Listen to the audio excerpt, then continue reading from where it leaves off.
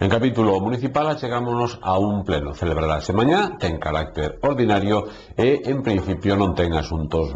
importantes, ou polo menos moi importantes na orde do día, pero eso sí, algúns tamén teñen importancia en canto ao que son as relacións, e iso verán ustedes xa no propio pleno, ou despois do propio pleno, en canto ás relacións, digo, con distintas instancias, entre elas a propia Xunta de Galicia.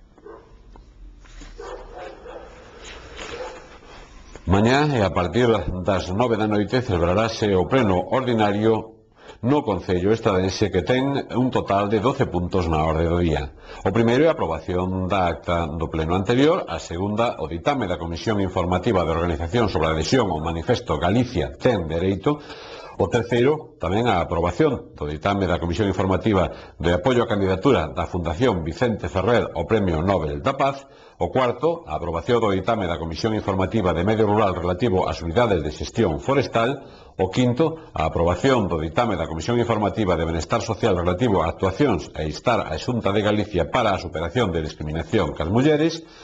o sexto, a aprobación do ditame da Comisión Informativa de Benestar Social sobre a adhesión á Declaración de Cádiz cara a unha sociedade máis eficaz e sostible, a sétima, a aprobación do ditame da Comisión Informativa de Benestar Social sobre a aprobación do Manifesto do Concello da Estrada con motivo da celebración do Día da Muller Traballadora,